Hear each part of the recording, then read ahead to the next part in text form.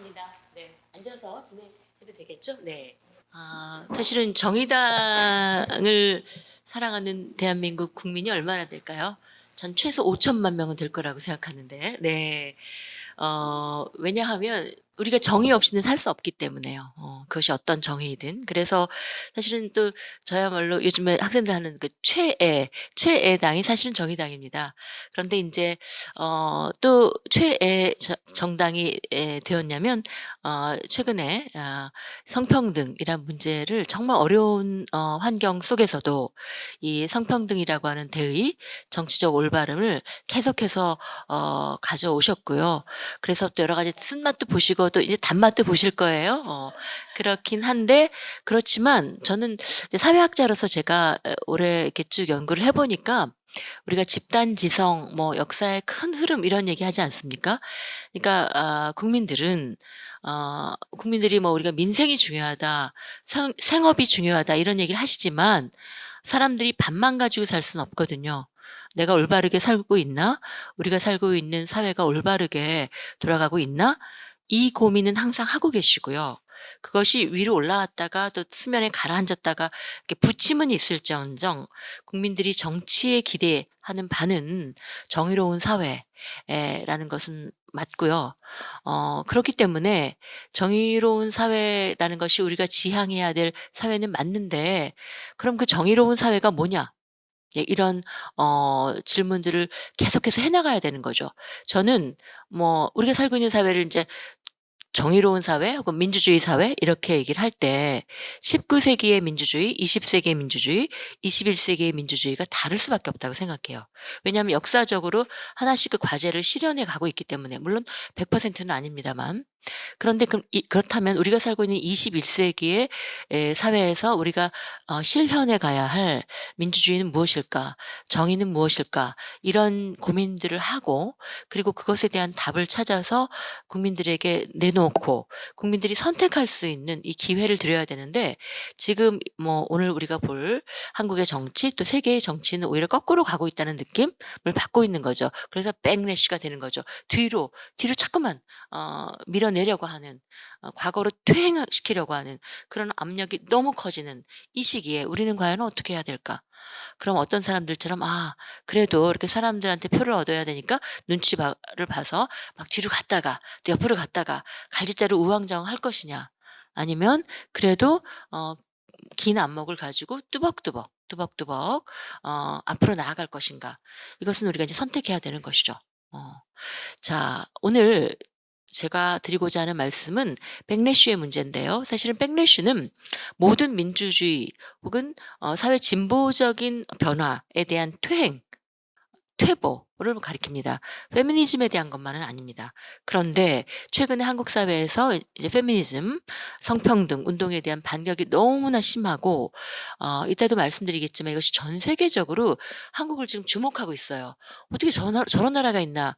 여자들이 저렇게 똑똑하고 학력도 높고 여성 운동도 저렇게 활발하고 심지어 이런 정의당도 있는데 어떻게 저렇게 페미니스트 운동이 저렇게 공격을 당하고 그 정부가 하루아침에 그냥 간판을 내리라고 하고 여성이 그냥 교과서에서 하루아침에 삭제되는 이런 일들이 어떻게 가능한가 세계가 주목하고 있습니다. 안타까운 일이죠. 그러나 사실은 이제 우리 여성의 힘으로 또 여러 많은 그 시민들의 힘으로 이런 상황을 이제 극복해 나갈 수 있을 거라고 생각하고요. 그래서 오늘 제가 선생님들하고 같이 생각해 보려고 하는 질문은 안티 페미니스트 백래쉬에 대한 것인데 이것은 굳이 페미니즘이나 성평등에 대한 반격만은 아니다. 백래쉬는 한꺼번에 같이 와요.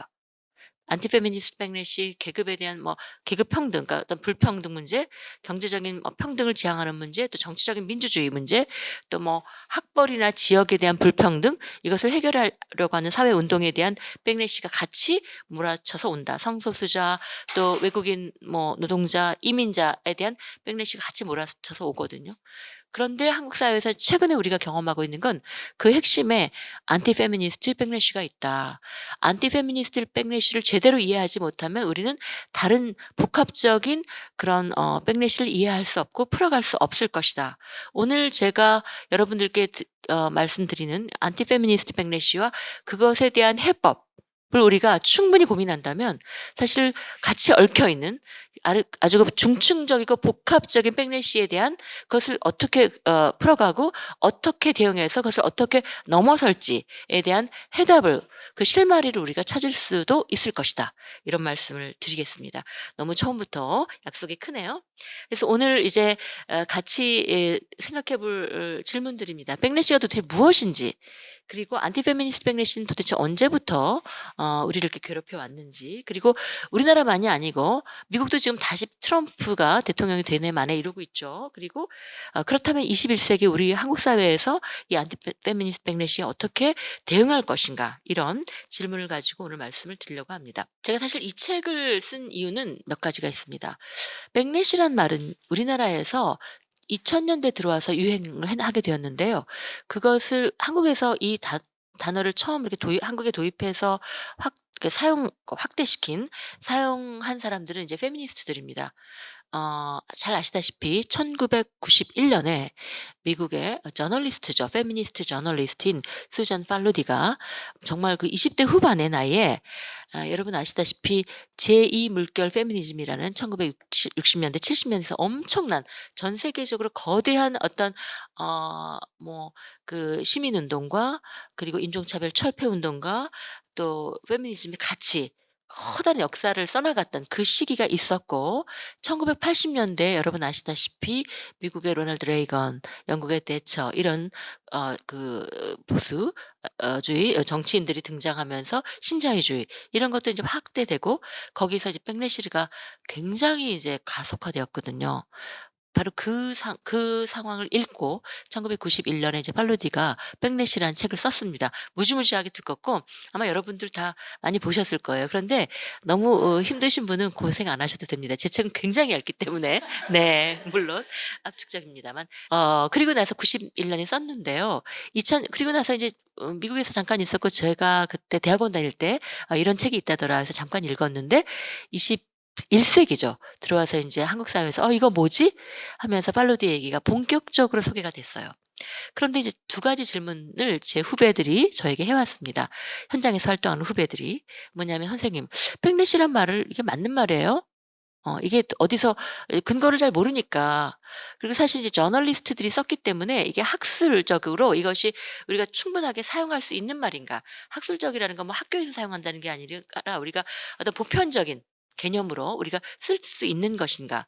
그런 어떤 그 이론적인 개념적인 정당성에 대한 질문이 하나 있었고, 두 번째 질문은 사실 백래시는 민주주의적인 어떤 변화, 사회 진보가 어느 정도 이제 이루어지고 나서 그것을 뒤로 돌리려고 하는 공격인데, 한국은 사실 최근에 여성의 입장에서 보면 뭐 촛불 이후에 그렇게 큰 변화가 없었습니다. 문재인 정부가 들어서서 사실은 뭐 여러 가지 평가를 할 수 있겠지만, 저희가 보기엔 그렇게 별로 뭐 청년들이 거리에 뛰어나가서 좀 이렇게 요구해서 얻은 몇 가지 법안을 제외하고는 제대로 된 성과가 별로 없다는 것이 많은 여성들의 평가인데요.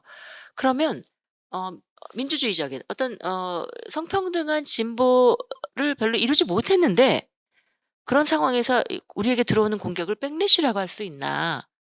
그래서 이런 질문들을 저에게 해오기 시작했습니다. 그런 질문에 대해서 또 하나는 보니까 여러 가지로 이제 그 여성들에 대한 공격들, 지금 2030 여성들은 본인이 "난 페미니스트야."라고 정체화하지 않다 하더라도 생각이 많이 바뀌었어요. "나는 누구에게 의존해서 살지 않을 거야. 나는 나의 생계는 내가 책임질 거야. 나는 끝까지 내가 내 밥벌이는 할 거야. 나는 의식적으로, 경제적으로, 정치적으로 독립적으로 살고 싶어." 이런 생각을 대부분이 한단 말입니다. 그게 페미니스트지 뭐 별거겠습니까? 자, 이 친구들이 그런데 너무 위축되는 거예요. "페미니즘 하면 너 페미야?" 이거 굉장히 이제 그 조롱하고 공격하는 말이 됐죠. 그래서 굉장히 저희 제자들 또 후배들이 너무 위축돼서 이렇게 눈치를 볼 수밖에 없는 거예요. 그래서 그러면서 '내가 지금 이 살고 있는 이 사회적 상황을 어떻게 해석해야 될까?' 그래서 우리의 이 삶의 곤란함을, 그리고 그 곤란함을 극복할 수 있는 해법을 찾을 수 있는 뭔가가, 한 스토리가 필요하겠다라고 해서 이제 공부를 시작했고, 짧지만 책을 하나 쓰게 되었습니다. 그래서 첫 번째 제가 드렸던 질문, 백래시란 말이 맞는가? 그럼 백래시가 무엇인가 한번 보도록 하죠. 백래시는 아까 말씀드린 것처럼 바로 그것입니다. 최근의 사회적 변화에 대한 강력한 부정적 반작용입니다. 특히 사회적 변화 중에서 어떤 민주적이고 진보적인 방향의 변화를 뒤로 이 과거로 돌리려고 하는 그런 반작용, 반동, 반격이라고 해석하시면 되겠습니다. 그런데 사실은 이 백래시가 굉장히 그 거대한 어떤 공격으로 굉장히 신박한 그 좀 무거운 공격으로 우리에게 이렇게 다가오는 이유는 이 백래시가 굉장히 중요한 기제를 사용하고 있는데, 그 기제라고 하는 거는 감정입니다. 굉장히 중요한 감정적인 기제를 사용해서 사람들을 압박하는 것이죠. 그러니까 우리가 이성적으로 뭐 이렇게 살아야 됩니다 하면 네네 그리고 가서 돌아서지만, 어떤 감정을 가지고 몰아세우면 굉장히 힘들어지죠. 벗어나기 어렵습니다. 그리고 사람이 선동당하기도 쉽고 선동하기도 쉽습니다. 그래서 백래시는 굉장히 무서운, 굉장히 강력한 감정적 기제를 가져오는, 그 기제를 사용한 정치적인 공격이다라고 이제 정의를 하고 있는데요. 그래서 그 백래시를 다른 말로 절망의 정치라고 부르는 학자들도 있습니다. 절망이라고 하는 감정을 동원해서 이제 사람들을 흥분시킨다는 것이죠. 뭐 간단하게 이제 정의를 해보면, 노골적인 힘의 행사, 폭력이나 위협, 이런 것도 굉장히 이제 직접적인 노골적인 폭력이고요. 또 운동을 이렇게 분할시키는 분할 정복, 이런 아주 의도적이고 교묘한 전략도 있고요. 그 밖에 조롱하거나 낙인 찍거나, 이거 어떻게 해야 되지? 우리말 혼란스러운, 그죠? 이런 굉장히 부드럽지만 분명히 사람에게 공격하는 이런 부드러운 수준의 공격도 있고, 심지어는 침묵, 입을 다물게 하고 말하지 못하게 하는 것. 한국에서는 이 다양한 것들이 굉장히 다채롭게 나타납니다. 침묵시키는 것. "너 fem이야?" 라고 말하면 사람들이 딱 이렇게 입을 닫게 되죠. 회사에서 뭐 열심히 해서 머리를 짧게 잘랐어요. 뭐 기분이 나빠서 화가 나서 "아이씨 월급 이거밖에 안 돼?" 머리 자를 수 있잖아요.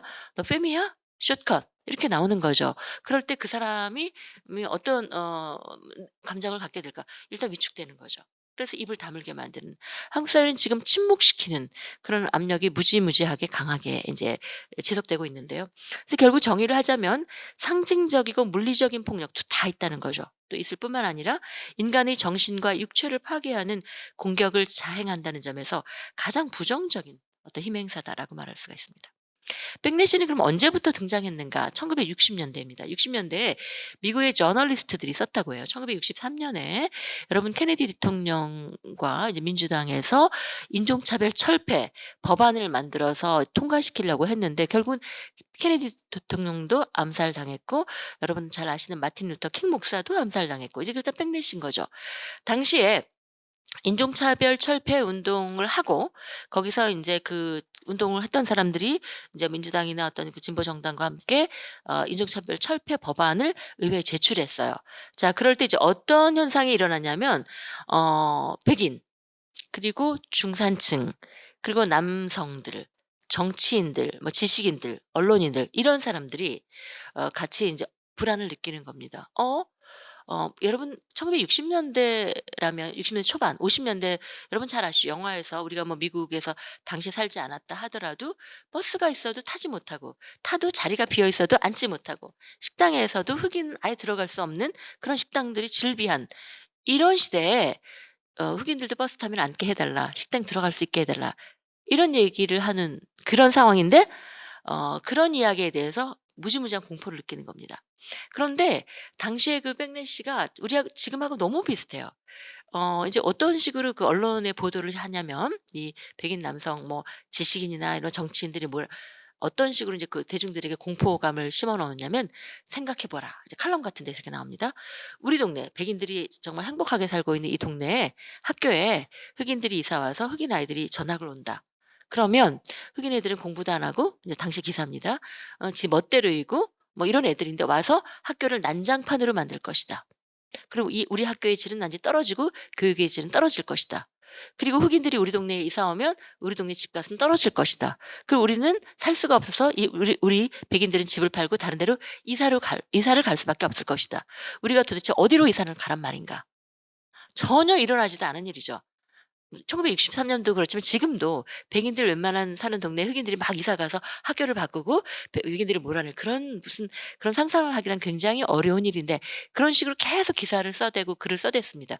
굉장한 공포심을 갖는 것이죠. 불안감을 조성합니다.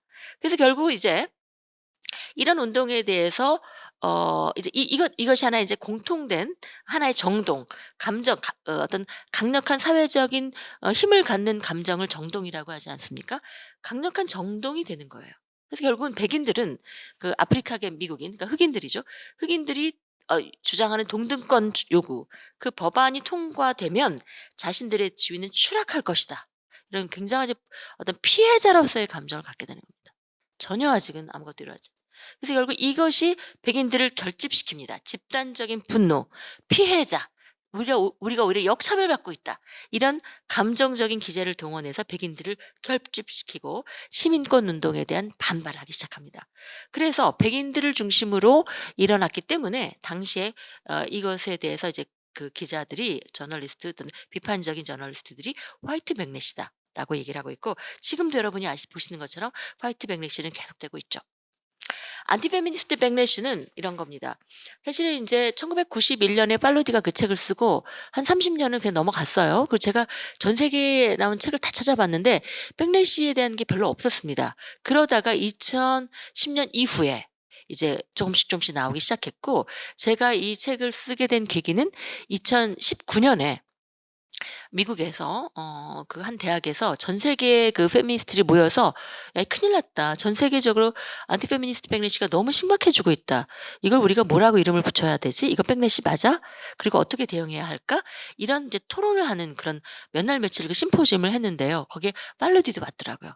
그래서 그 토론을 하고 거기에 물론 이제 저는 있는지 몰랐고 한국인들은 못 갔는데 나중에 그것이 저널에 실렸습니다. 제가 그것을 나중에 보고 이제 여기 정리를 했는데요. 그 2019년 심포지움에 전세 뭐 라틴 아메리카, 아프리카, 뭐 유럽, 일본 뭐 이렇게 전 세계적인 학자들이 모여서 이제 도대체 안티 페미니스트 백래시가 뭐냐? 이게 왜 문제냐? 뭐 이런 정의를 해 나가는데 자, 안티 페미니스트 백래시는 이렇게 정의합니다. 너무너무 단순해요. 여성과 남성이 동등한 기회와 대우를 보장받아야 한다는 사상에 대한 명백한 또는 암묵적인 반대를 가리킨다. 여성과 남성은 동등해야 합니다. 혹시 이것에 대해서 반대하시는 분 있으신가요? 그죠? 너무나 당연한 이 주장에 대해서 암묵적인 혹은 명시적인 이제 반대를 백래시라고 볼 수 있고요. 아까 말씀드린 것처럼 백래시는 정확히든 아니든 여성들이 일정한 성취를 이뤘다는 그 자각에 의해서 촉발됩니다. 무슨 얘기냐면 이런 거예요. 실제로 여성들이 어떤 열심히 운동을 해서 뭐 제도나 문화나 이런 것에서 어떤 변화가 있을 수 있습니다. 일정한 성취가 있었어요. 그래서 그 성취에 대해서 그것을 못마땅하게 여기는 사람들이 "안 되겠어. 뒤로 돌려." 라고 해서 백래시가 일어나지만 실제로 분명히 아직 성취가 가시화되지 않을 수도 있고요. 이렇게 놔두다간 여성 운동 이렇게 놔두다간 젠더 정치 이렇게 놔두다간 '이거 얘네들이 정말 머리 꼭대기같이 올라오겠어?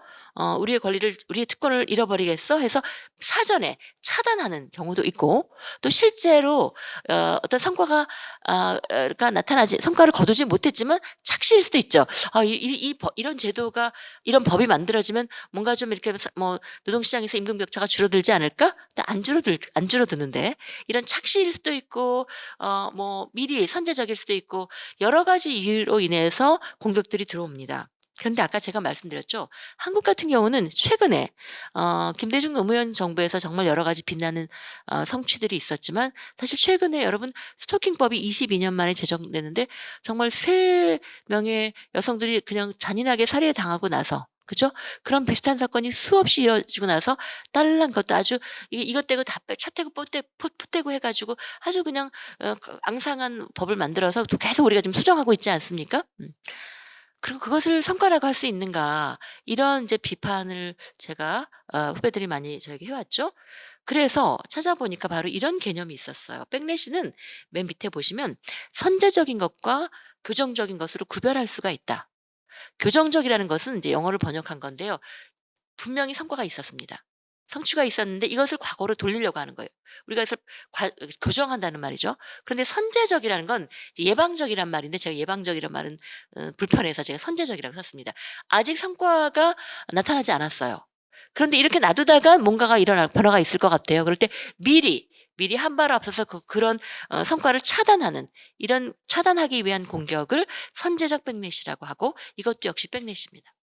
예를 들어서 미국이나 유럽 같은 경우에는 교정적인 백래시가 상당히 많은 비중을 차지한다면, 특히 남미 같은 경우에는 선제적인, 아직 성과를 거두지도 못했는데 백래시 공격을 당하는 그런 것들이 있고, 한국이 최근에 지금 우리가 겪고 있는 것은 많은 부분이 선제적인 백래시라고 할 수가 있는 것이죠.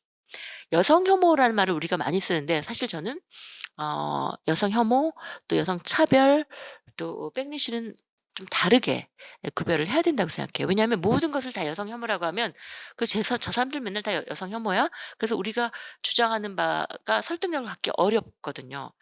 그래서 여성 혐오와 백래시는 조금 구별할 필요가 있는데, 물론 여성 혐오적인 토양에서 백래시가 이제 기승을 부리는 거죠. 여성 혐오라 하면 굉장히 오래된 역사죠. 가부장적 규범이 나타난 그 시점, 그리고 그것이 효력을 갖고 통제를 해온 그 사회에서 여성이 가부장적인 법이나 질서, 그것들을 위반했을 때 적대적인 상황에 직면하게 되는 그런 사회적 환경을 이제 여성 혐오라고 한다면, 그러니까 말하자면 가부장적 사회가 뭐 수천 년, 최소한 5-6천 년 전이라고 저희는 추적하고 있는데, 그때부터 여성 뭔가 비하하고 깎아내리고 이렇게 굴욕적으로 이렇게 하는, 차별하는 그런 어떤 의식, 아주 의식과 무의식에 걸려 있는 문화적 코드라고 하겠죠. 이것이 여성 혐오라고 하면, 백래시는 그보다 훨씬 더 직접적인 공격의 유형을 띠고 올라왔다 내려갔다 올라왔다 내려갔다 순환적입니다. 그 안티페미니스트 백래시의 역사를 보기 전에 굉장히 중요한 말씀 하나 드리고 싶습니다. 어 아까 백래시, 특히 안티페미니스트 백래시는 중요한 감정적 기제를 가지고 있는데, 그것의 핵심은 절망이다, 이런 말씀을 드렸죠. 그런데 제가 책에서 르상띠망이라는 이제 개념을 얘기했는데, 이것은 제가 처음에 한 건 아니고요. 우리나라에서도 뭐 손희정 선생님이나 이현재 선생님이 이제 책에 많이 제시를 하셨어요. 그런데 이제 서구에서는 철학자면 니체 뭐 이런 사람들이 했다고 하는데, 이런 겁니다. 일단 제가 읽어보고 설명을 한번 해드릴게요. 욕망하는 것의 가치를 인정하는 대신에 그 가치를 전도하면서 형성된 일종의 허위의식으로서 타인과 자신을 비교하고 자신의 열등함에 분노하는 시기심을 토대로 한다. 이게 무슨 말이냐면 이렇습니다. 두 집단이 있어요. 두 집단이 있는데 분명히 이제 격차가 있어요. 과거에는 한 집단은 굉장히 좋은 조건에서 일정하게 특권을 가지고 있고, 다른 집단은 그렇지 못했습니다. 백인과 흑인일 수도 있고, 우리 원주민과 이민자일 수도 있고, 또는 남성과 여성일 수도 있습니다. 아무튼 수직적인 관계, 불평등 관계에 있는 두 집단이 있었는데, 어떤 한 집단이 그 약자인 집단이 여러 가지 사회 운동을 통해서, 민주주의 운동을 통해서 조금씩 그 격차를 줄여오기 시작했어요. 그럴 때 기존의 특권을 가진 그 집단은 어떤 감정을 갖냐면, 아까 그 1960년대 백인하고 똑같이 이러다간 얘네들이 우리를 이제 따라오기 시작하고 우리를 추격하다 보면 이제 우리는 갈 데가 없어지고 우리 머리 꼭대기 올라갈 거고 우리를 추월할 것이고 우리는 피해자가 될 거야라고 하는 그런 이제 상상을 갖기 하게 됩니다. 자, 그러면 거기서 어떤 감정이 생기냐면 분노가 생겨요. 근데 사실은 어떤 사회 집단이 우리가 살기가 힘들어, 우리가 뭐 차별받고 있어, 뭐 우린 사회적 약자야, 이런 의미에서 분노를 느낀다는 건, 그건 민주주의 발전의 저는 씨앗이라고, 동력이라고 생각해요. 그 분노가 왜 그런 분노가 나타나는지, 그걸 어떻게 해소하면 될지, 그래서 또 약자들의 분노를 사회 제도로 구현해 가는 것이 민주주의고 진보 아니겠습니까? 근데 이것은 기존에 상대적으로 어떤 특권을 가진 집단들이 자신들의 특권적인 지위를 이제 상실해 나가면서 느끼는 그 분노인데, 그 분노는 어떤 거냐면, 그래서 내가 화가 나서 내가 원하는 바가 이런 것이고 이것을 사회적으로 실현해 줘가 아니라, 나보다 더 약한, 나는 나의 특권적 지위를 잃어간다고 생각하는 그 시점에 나보다 더 약한 약자들이 힘을 갖게 된다고, 그것을 목격하면서 그 약자들을 공격하고 짓밟는 거죠. 그러면 저 집단은 나보다는 약자였는데 우리보다 훨씬 더 권력이 없는 사회적 주변적인 사람들이었는데, 그 사람들이 뭔가 상황이 달라지는 것을 보고 불안하고 분노를 느꼈을 때 그 약자 집단을 공격합니다. 그럼 약자 집단은 어때요? 공격을 당하면 무너지겠죠. 계속해서 뭔가 요구하기 어렵습니다. 위축되고 무너지게 됩니다. 자, 그랬을 때 그 어떤 집단은 우리보다 약자였고 우리보다 종속적인 위치에 있었기 때문에 너희들은 우리보다 쉬운 말로 "너희들은 내 발 아래에 있어야 해."라고 밟는 거예요. 자 그럼 어떻게 되느냐? 단순한 분노가 아니라 그 분노를 자신보다 약한 약자인 집단에 투사하면서 공격하는 것이죠. 분노가 공격이 됩니다. 자 그런데 거기서 끝나는 것이 아니라 분노가 정상적인 사회 민주주의적인 요구로 수용돼서 사회 변화를 가져오는 것이 아니라 분노가 자기보다 더 약한 약자를 공격하는 공격의 수단이 돼 버려요. 자 두 번째는 그러면 실제로 아까 상대적으로 특권을 가진 집단은 어떤 변화가 있느냐? 하나도 나아지는 게 없어요. 자 쟤네들이 우리한테 기어오르려고 합니다. "쟤네를 밟아 주세요." "그래? 좋아. 쟤네를 밟을게." 사회적 약자를 밟는다고 해서 내가 나아지는 건 없어요.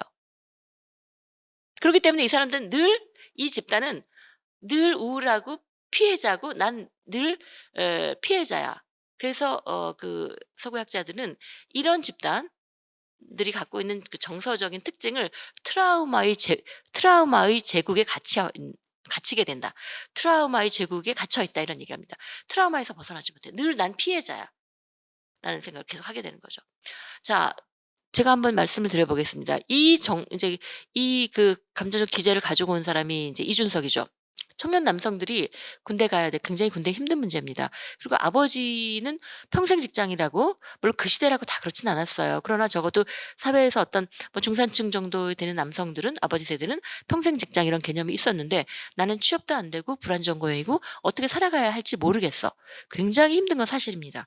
당연히 분노를 느끼죠, 그거는. 자, 그런데 저 옆을 보니까 저 여자들, 내 또래의 여자들은 과거에 우리 엄마 아버지 세대는 꼼짝도 못했고 아무 소리도 못했는데 우리 엄마 뭐 직장도 별로 다니지 못하다가 그 남아 있는 직장도 결혼하고 나서 그만두고 그냥 주부로 이렇게 우리들에게 희생했는데 쟤네들은 지금 비슷하게 올라온단 말이에요. 그럴 때 느끼는 분노가 엄청나죠. 일단 여성들을 밟아야 돼. 여성들을 눌러야 돼. 여성 운동을 이제 이렇게 공격을 하는 것이죠. 자 그러면 여성 운동을 공격하고 여성들이 무너지고 여성 가족부를 폐지하면 남성들이 뭐가 좋아집니까? 하나도 좋아지는 건 없어요. 그래서 결국 뭐냐면 아까 말씀드린 것처럼 정당한 분노는 민주주의 발전의 동력이지만 여기서 말하는 르상띠망이라고 하는 것은 타인을 공격하고 자신을 끊임없이 피해자화하는 트라우마의 제국에 갇혀 있는 일종의 나르시시즘, 끊임없이 그러니까 피해자화하는 그런 메커니즘에 불과해요. 그래서 이것을 뭐라고 번역할 것인가? 적당한 말은 없는데요. 원한? 저는 원한 정도로 좋을 것 같아요. 원한이라고 하는 건 굉장히 이제 불안한 감정이니까요. 그래서 지금 우리 사회 청년 남성들을 어떤 감정으로 몰아넣고 있는 걸 보면 바로 이 원한 르상띠망의 감정으로 몰아가고 있다. 그래서 20대 남성들이 여성가족부를 폐지하라고 해서 20대 남성의 상황이 뭐가 달라졌냐고요. 제가 물어봅니다. 달라진 건 없습니다.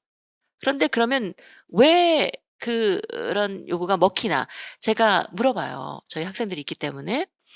저랑 수업을 같이 이렇게 하면 이제 굉장히 그 눈을 뜨는데 처음에 이렇게 학기 초에 딱 들으면 얼굴이 까매 가지고 막 분노에 이글이글합니다.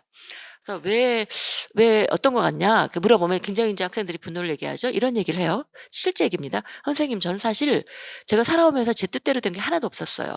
그런데 어느 날 제가 가는 커뮤니티에서 마구 이렇게 뭐 올라온 얘기를 보니까 여성들을 막 공격하고 성폭행 그런 거 막 이렇게 별거 아닌 것처럼 얘기하고 무용담처럼 얘기하고 그리고 여가부 폐지 이런 얘기를 해서 저도 별 생각 없이 막 여가부 폐지하라고 썼어요.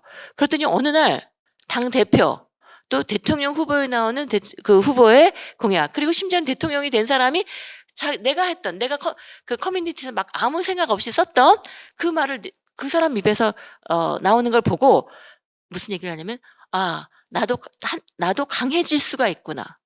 내가 내 인생에 내 뜻대로 되는 건 아무것도 없지만 내가 커뮤니티에 쓴 어떤 말들이 대통령의 입에서 나오는구나.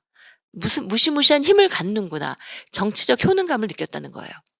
그래서 제가 그래? 그러면 그래서 네 인생이 얼마나 바뀌었니?" 바뀐 게 없죠. 그 대신 얻은 건 있습니다. 그 남성 그런 얘기를 하는 사람들 옆에 가려고 하지 않아요. 인터넷 커뮤니티에서는 막 키보드 워리어로 쓸 수 있을지 모르지만 이 오프라인에서는 아무도 그 사람하고 얘기 안 하려고 하지 않아요. 특히 여성들은. 그래서 같이 토론 같은 걸 하면 사람들이 다 싫어합니다. "선생님 저 친구 저희 그룹에 넣지 마세요. 저희 팀에 넣지 마세요." 그래서 "왜 그러니?" 혐오 발언이 너무 심해요. 본인은 몰라요, 그 혐오 발언이 뭔지. 그래서 완전히 따를 당합니다. 사람들이 너무 싫어해요. 친구도 못 사귀고 여자친구도 못 사귀어요. 무슨 얘기를 하고 싶냐면 제가 드릴 말씀은 왜 20대 남성들을 피해자로 만드는 겁니까? 20대 남성들을 선동해서 표를 얻고 정치적인 어떤 세력화하는 그 사람들은 소수 있어요. 그런데 거기서 희생양이 되는 그 20대 청년 남성들은 하루 종일 화를 내면서 키보드 워리어가 될 뿐이지만 오프라인 세계에 나오면 이 바깥 세상에 나오면 친구가 없단 말입니다. 그 친구들도 여학생들하고 동료로 일도 같이 하고 싶고 팀도 짜서 얘기도 하고 싶고 연애도 하고 싶어 해요. 근데 안 하려고 해요, 여성들이. 너무너무 무서워하고 싫어해요. 결국 피해자는 누구입니까? 그 20대 남성이에요. 그 사람의 삶이 너무 불행해지는 겁니다. 정치적으로 낀 이 지도자들이 정말 부끄러워하고 사과해야 돼요. 20대 남성들에게. 20대 남성들 지금 안 그래도 힘든데 그 힘든 삶을 더 불행하고 비참하게 만드는 것이 누구인가? 20대 여성이 아니라 그 사람들을 끊임없이 피해자화하고 있고 끊임없이 르쌍띠망 원한의 감정을 부추겨서 자기의 부표를 얻고 있는 바로 그 정치인들이에요. 부끄러워해야 합니다. 자, 그래서요. 이제 이것이 이제 르상띠망의 구조고요. 그래서 안티페미니스트 백래시의 역사를 좀 보겠습니다. 제가 이제 이 책에서 안티페미니스트 백래시 역사를 이렇게 썼더니 사람들이 두 가지 반응을 보입니다. 선생님, 어, 위로도 되고 좀 걱정도 됐어요. 왜냐하면 그러니까 걱정이 된 것부터 얘기하면 잠시 그냥 우리가 안티페미니스트 백래시는 잠시 요때 겪고 말겠지 했는데 언젠가는 보니까 여성 운동이 있었던 그 시점부터 계속 있었다는 거죠. 그럼 우린 계속 백래시에 직면해야 되는 건가? 물론 커지기도 하고 같이 살아갈 수밖에 없습니다. 그죠? 진보적인 어떤 운동이 있는 반드시 또 반작용이 있거든요. 그것을 같이 이제 가야 되는데 잘 이제 다스리면서 가야 되는 거죠. 반대로 그 대신 또 하나의 희망적인 메시지는 그런데 우리는 그 안티페미니스트 백래시를 끊임없이 타고 넘어서 수많은 제도적인 변화를 이루어 왔다. 사회를 발전시키고 민주주의를 심화시키고 민주주의의 폭을 넓혀 왔다. 우리는 그 수많은 백래시의 파고를 넘으면서 여기까지 왔다는 것. 그렇기 때문에 우리가 지금 직면하고 있는 백래시도 얼마든지 넘어설 수 있을 것이다. 이런 말씀을 드립니다. 이 뒤를 보시면 이게 그림으로 이게 제일 편합니다. 우리가 보통 이제 근대 여성 운동, 페미니즘 운동을 이제 참정권 운동 아닙니까? 그래서 참정권 운동이 1단계 이제 19세기에 시작이 됐죠. 그래서 여러분 잘 아시다시피 참정권 운동이 여성 2표 이거 아니잖아요. 남성 1표 주니까 여성도 1표 줘. 이 얘기죠. 자, 이때부터 그다음에 아까 말씀드린 제2 물결 페미니즘 1960, 70년대 그리고 1990년대 어떤 그 성의 정치 또 제3세계 페미니즘이 있었고 지금 이제 우리가 미투나 그 온라인을 중심으로 하는 페미니즘 제4단계 이렇게 얘기하는데요. 여러분 여기 보시면 폭탄이 그때마다 터집니다. 이 폭탄이 바로 백넷인데 우리는 끊임없이 그 폭탄을 제거하면서 여기까지 왔다. 그래서 사실 제가 여기는 뭐 제가 길게 말씀 안 드릴 거고요. 사실은 오늘 정의당에 왔기 때문에 제가 이 말씀을 더 드리고 싶어요. 우리가 보통 이렇거든요. 민주주의자, 성별에 관계없이 민주주의자는 어, 어, 나는 민주주의를 지향해. 민주주의자야. 또 특히 진보적인 정치 성향을 가지고 있어.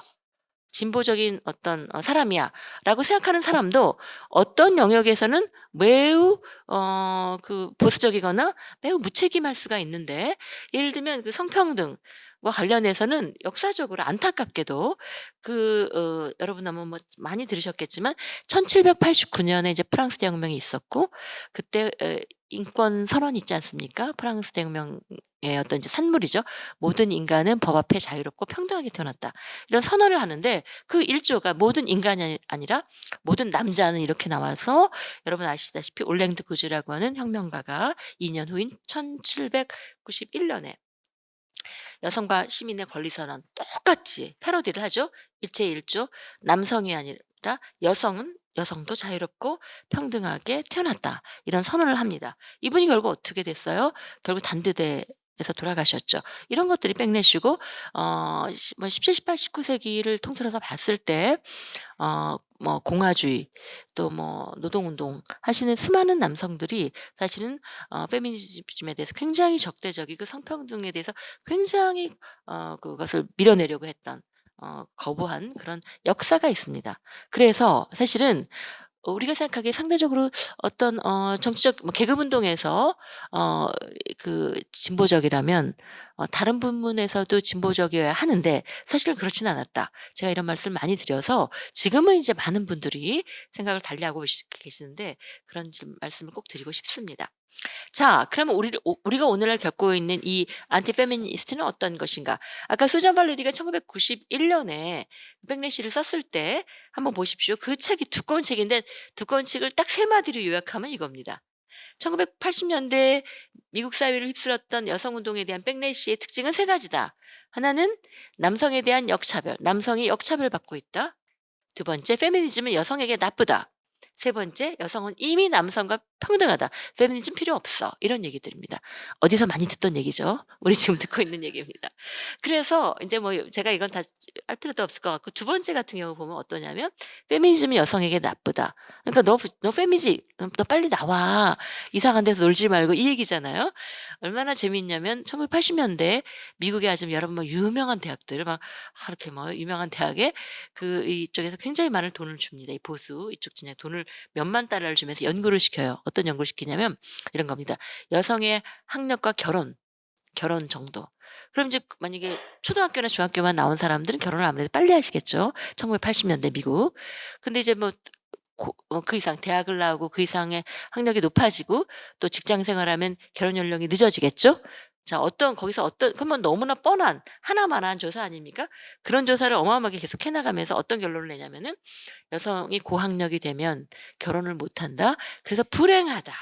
그래서 독거노인이 된다. 이런 지금 우리 막 퍼뜨리고 있지 않습니까? 그런 얘기들을 이제 계속 신문에 또 그걸 신문 기사라고도 써요. 지금도 그렇게 많이 쓰고 나오지 않습니까?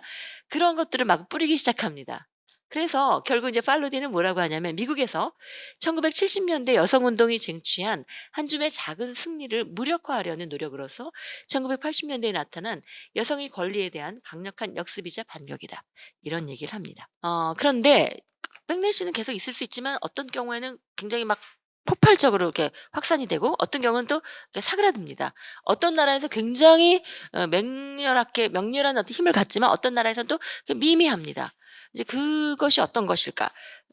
저의 연구의 결론은 정치 경제적으로 불안정한 사회 에서 백래시가 강력한 어떤 폭발성을 갖는다는 거거든요. 그래서 결국 이제 여기 밑에 빨간색을 보시면 신자유주의 사회 1980 년대 신자유주의가 있었고 신자유주의라고 하는 건 국가 사회적인 보호망을 하나씩 다 걷어내지 않습니까? 걷어내고 "너 혼자 살아. 각자 도생." 이거 아닙니까? 그러니까 힘없는 사람은 다 무너지는 거예요. 어. 여러분 미국의 길거리에 가시면 그 샌프란시스코 뭐 세상에서 가장 살기 좋은 도시 몰려와. 전 그렇게 생각하지 않아요. 노숙자가 얼마나 많습니까? 무지무지하거든요. 영국에 런던에 이번에 가 보니까 그 전에 없던 노숙자가 막 군데군데 정말 정말 어린 여성들이 젊다고 하기에도 말하기 어려운 어린 여성들이 길거리에서 쓰러져서 이렇게 누워 있기도 하고 정말 너무 여러 가지 풍경을 많이 보고 왔는데 이런 신자유주의 사회에서 모두 다 불안해지는 이런 사회에서 결국 인제 왜 백래시가 커지냐? 속죄양을 만든다는 거예요. "내가 너무 살기 힘들어. 너도 살기 힘들지." 그러면 우리가 누구 때문에 살기 힘들게 됐을까? 쟤네. 우리보다 더 약한 어떤 약자를 타겟으로 하고 "쟤네들 때문이야. 내 인생이 힘들어진 게 쟤네 때문이야." 그래서 어떤 분노하고 공격하고 혐오하고 증오의 어떤 정치의 대상으로 만드는 거죠. 그럼 내가 일시적으로 아까 말한 그 어떤 일시적인 쾌락 그죠? 이런 것들을 이제 트라우마의 제국에 빠지면서 스스로 연민을 느끼는 나르시시즘에 빠지는 거죠. 그래서 바로 팔로디가 이런 얘기를 합니다. 적의 얼굴을 알 수 없을 때 사회는 그것을 만들어낸다. 하락하는 임금과 불안정한 고용, 과도한 집값에 대한 걷잡을 수 없는 불안 같은 것들은 공격 대상을 필요로 하는데 1980년대에는 대체로 그것이 여성들이었다. 우리나라하고 참 비슷하지 않습니까? 심지어 집값까지요. 어. 너무 살기 힘들어요, 지금 국민들이. 누구 때문이니? 20대 여성 때문이야. 쟤네들이 똑똑해가지고 치고 올라오거든. 여가부 때문이야. 페미니스트 때문이야. 이렇게 적을 만들어내고 그 사람들을 공격함으로써 화살을 꺾어서 돌려버리는 것이죠.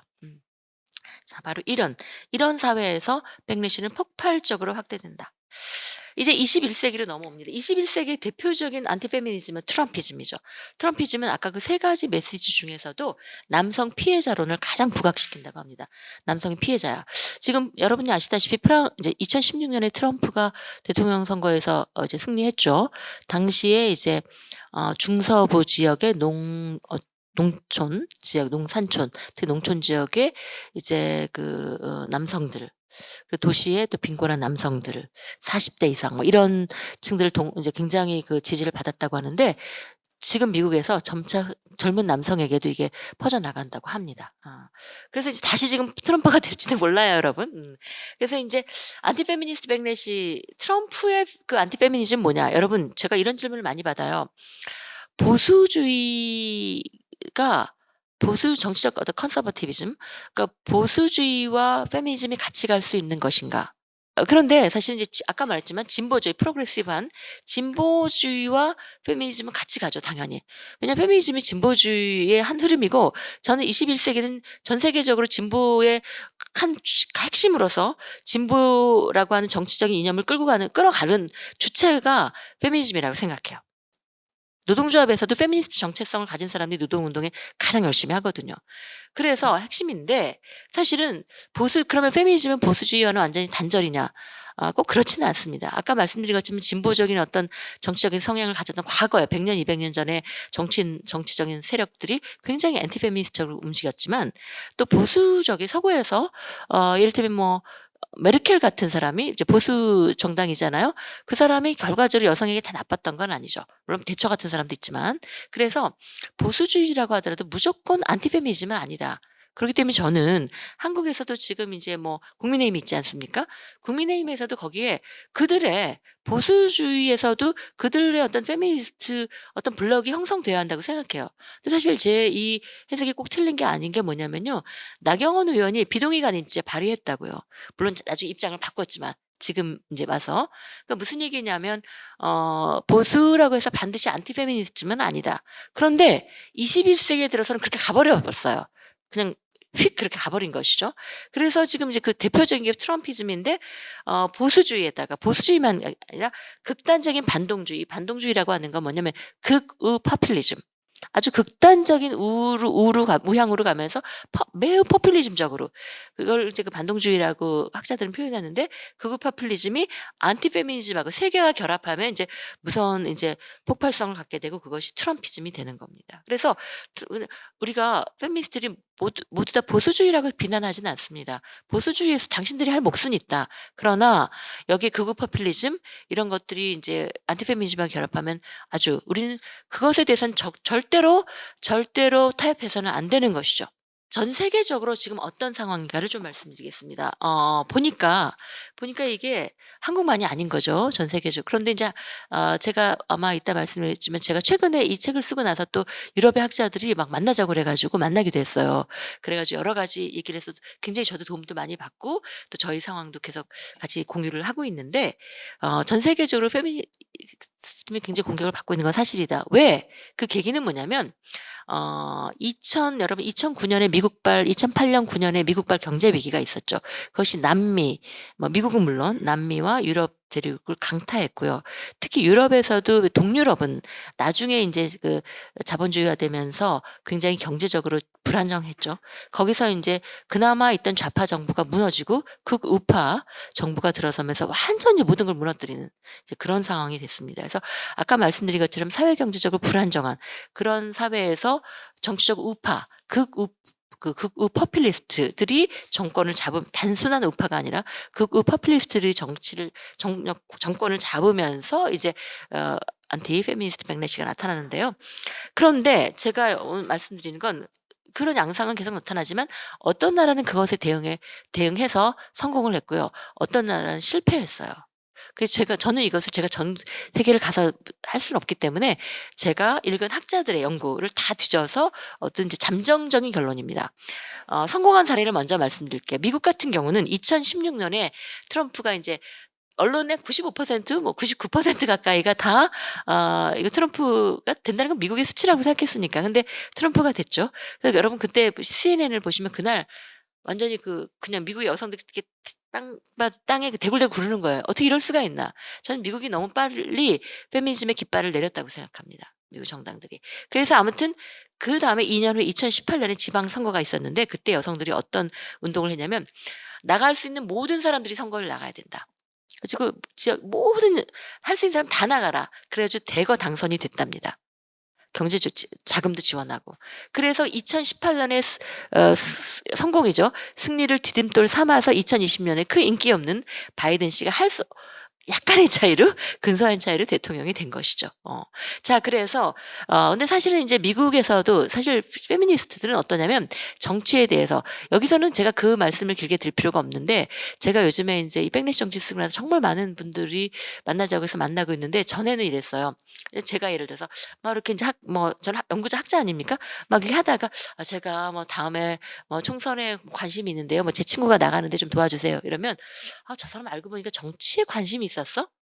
그러니까 뭐냐면 사회운동하는 사람들은 당연히 정치라고 하는 것이 그 마지막에 열매를 거두기 위한 노력이라는 걸 알지만 뭔가 정치적인 발언을 정치라는 얘기를 하거나 몸을 담는 그 순간부터 의심을 받아요. 페미니스트들은 굉장히 도덕적으로 결벽주의가 있어요. 우리는 뭔가 정치적 올바름을 추구하고 굉장한 결벽주의가 있거든요. 우리 기득권자가 아니고 우리의 이익을 위해서가 아니다. 이런 게 굉장히 강해요. 약자를 위한 정치다. 이걸 굉장히 강조하는데 그런데 정치를 하자 그러면 저 사람 말이야 권력을 갖고 싶어 하는 거야. 과거에는 그런 있었습니다. 바로 그것이 이제 굉장한 딜레마였는데 저도 사실은 그래서 정치와 페미니스트는 좀 먼 게 낫다고 저는 생각하고 정말 훌륭한 분만 정치계에 들어가야 된다고 생각했어요. 근데 이번 이제 우리 윤석열 대통령이 그걸 깨준 거죠. 이준석이라는 사람과. 그래서 이제 다 정치에 들어가. 이렇게 얘기를 하고 있는데 그런 얘기를 할 필요도 없고 제가 만나면 정치에 대해서 좀 거리를 뒀었는데 그러면 안 돼요. 사람들이 다 저보고 그래요. 선생님 무슨 말씀을 하냐고. 정치가 중요하다고. 그러니까 우리나라는 확실히 여성들의 의식이 깨어 있구나. 이 반대로 나간 나라가 일본입니다. 일본은 물론 일본의 그러니까 그 운동가나 학자들과 만나서 제가 이 문제를 가지고 토론한 적은 없고요. 아직 그런 시간을 갖지 못했는데 일본에 대해서 영어권에서 논문을 쓴 이제 그 학자들의 논문을 제가 다 봤거든요. 그 사람들의 결론입니다. 그 사람들은 뭐냐면 일본에서는 여러분 얼마 전에 돌아가신 아베 신조 이제 처음에 집권을 하면서 그러니까 수상이 2004년 5 년에 됐거든요. 그때 극우 이제 포퓰리즘의 핵심으로 안티페미니즘 전략을 씁니다. 그래서 그전에 일본에서 여러 가지 제도 그리고 국가 기구에 페미니스트 들어가서 이런저런 이제 변화를 가져오고 있었는데 다 내쫓고 위원회 다 없애고 싹 청산을 합니다. 그리고 예산 다 없애고. 그리고 우리가 그 교과서에서 일본군 위안부를 교과서 삭제했죠. 그리고 나니까 그때 인제 그럼 어떻게 할 거냐. 페미니스트 진영 안에서 이제 굉장히 논쟁이 있었는데 여러분 일본은 지금도 부부가 결혼하면 남편의 성을 바꾸잖아요. 이제 어떤 식으로 국민들을 협박하냐면 대표적인 이제 이 프로세스가 뭐냐면 산케이 신문 아시죠? 산케이 재벌이 아주 극우 파퓰리스트 재벌인데 저 알 수 없는 뭐 듣도 보도 못한 유튜버가 있어요. 그 사람들이 인제 연결되는 거죠. 그 사람들이 말도 안 되는 가짜 뉴스를 가지고 이렇게 합니다. 페미니스트들이 성교육을 하면 혹은 뭐 성평등 교육을 확대되면 여자들이 더 이상 남편의 성을 쓰지 않을 것이다. 그러면 이제 일본의 가족 제도는 다 망하고 남성들은 다 이혼을 당할 것이다. 가족은 해체될 것이다. 이런 얘기를 하고 페미니스트들이 성교육을 하면 인제 왜 프리 섹스 젠더 프리라는 말을 썼는데 프리 섹스로 인제 남녀 뭐 다 같이 인제 뭐 아무것도 없이 맘대로 초등학교 뭐 중학교부터 다 프리 섹스로 갈 것이다. 이런 이제 그것들을 유튜버들이 퍼뜨려요. 그러면 인제 거기서 그것을 끌어올려서 인제 조그만 지역 신문 같은 거 있습니다. 지방지에서 실어요. 그럼 산케이 신문에서 중앙지에서 그걸 실어요. 이런 것들이 대세다. 그럼 이제 방송국에서 딱 발표합니다. 그럼 그것이 공공 담론에 공식 담론장에 나와서 하나의 굉장히 중요한 흐름이 되는 거죠. 그런 식으로 이제 정치화 시켰는데 그것에 대해서 여성 운동이 정치는 안 되겠다. 그래서 선을 긋습니다. 긋고 우리는 그냥 생활 운동, 일상의 민주주의 뭐 민주주의라기보다 문화 일상의 생활 정치라는 거 아시죠? 문화운동 이런 쪽으로 지역사회 문화 일상의 어떤 그 페미니즘 이런 쪽으로 거기 이제 그 자신들을 제한시켰어요. 그래서 정치적인 영역에서의 어떤 반격을 하지 않았습니다. 그래서 일본은 지금도 미투도 사실 약하고요. 그렇게 갔죠. 독일. 저는 독일의 모델에 대해서 제가 어제도 국제 포럼이 있었는데 그 독일의 학자가 와서 발표하는 거 봤는데 그 남성 학자더라고요. 독일은 지금 자기네 엉망이라고. 그래서 여러분 독일을 모델로 하는 건 굉장히 위험합니다. 독일을 굉장히 긍정적으로 말하는 분들은 100% 페미니즘에 대한 100% 이해를 갖고 있다고 생각하지 않아요. 그러니까 상대적으로 독일이 노동운동이 잘 돼 있고 사회의 어떤 그 이렇게 복지나 이런 것이 잘 되어 있지만 페미니즘과 관련해서는 굉장히 보수적인 나라고. 근데 예를 들어서 이제 독일에서 여러분 여기 독일을 위한 대안이라는 그 AfD라고 하는데 그 독일을 위한 대안이라는 게 얘네들이 이제 굉장히 극우, 히틀러, 그 나치 이런 곳이에요. 당도 아니었는데 그룹이 모여서 계속 이제 그 독일 한 지역에서 계속 운동을 해 가지고 17년인가 지방선거에서 엄청난 표를 갖고 정당이 됐어요. 지역에서 이제 그 근거지로 해서. 그래서 여러분 CNN 틀어보시면 그 독일 얘기하면서 얘네들이 가서 인터뷰가 막 나옵니다. 굉장한 영향력을 갖게 되었다. 근데 독일에서는 왜 이렇게 영향력이 세졌냐? 인제 여러분 유럽은 이제 난민으로 굉장히 몸살을 앓고 있죠. 그러니까 난민에 대한 혐오가 있기 때문에 거기에 이제 그 페미니즘, 성차별주의, 섹시즘 이런 게 인제 되면서 난민 여성에 대해서 굉장히 이제 성폭력적인 성차별적이고 성폭력적인 그런 언사들이 난무합니다. 굉장히 보기가 불편하더라고요 저도. 그래서 그 이민자 여성의 취약성 이런 것에 대해서 제가 이번에도 가서 보고 정말 옆에서 실감을 하고 왔는데 그럼 그렇게 가는 겁니다. 그래서 독일도 지금 독일 여성 운동을 한다고 하지만 그렇게 강하지 않아요. 동유럽은 말할 것도 없습니다. 브라질의 그 자렌버그가 이런 얘기 했는데 이런 얘기를 해요. 과거에 우리는 권리를 얻기 위해서 싸웠는데 지금 우리는 그것들을 빼앗기지 않기 위해 싸운다. 제가 뭐 남미는 여러분 아시죠? 종교 카톨릭. 여러분 전 세계 카톨릭 교단이 어마어마한 힘을 가지고 극우 보수 정치인들과 제가 그냥 유엔에서 나온 보고서를 인용하는 겁니다. 엄청난 자금 펀딩을 해서 조직적으로 키워요. 그래서 예를 들면 뭐 낙태권을 이제 요구하는 그런 이제 그 여성 정치인을 암살하거나 뭐 테러를 가한다든지 뭐 이런 식으로 굉장히 많이 이제 공격을 하는데 동유럽 살 때만 말씀드릴게요. 동유럽에 이제 제가 유엔 보고서입니다. 제가 가져온 거는 헝가리, 뭐 폴란드, 이제 크로아티아인데 제가 너무 기가 막힌 게 저는 그 교육 방송 EBS가 굉장히 좋은 이미지였는데 제가 최근에 정말 'EBS 큰일이다.' 그 몇몇 방송 제가 뭐 텔레비전을 많이 볼 시간이 없어서 많이 못 봅니다만 한두 개를 보고 이제 저희 그 후배 선생님들이 큰일이다." 저한테 얘기를 해 줘서 인제 잠깐씩 들어가서 봤는데 저출산 아이 낳으라고 난리잖아요. 제가 보기엔 저출산 위원회하고 뭐 어떤 그 인제 도우려고 하는데 뭐 그런 건 할 수 있어요. 왜냐면 국가가 뭐 하니까 교육 방송이니까 도울 수 있는데 문제는 왜곡된 정보를 전달하는 건 정말 문제인데 제가 듣기로는 얼마 전에 헝가리 사례를 다뤘다고 해요. 헝가리는 정말 가장 밟아서는 안 되는 아주 최악의 모델입니다.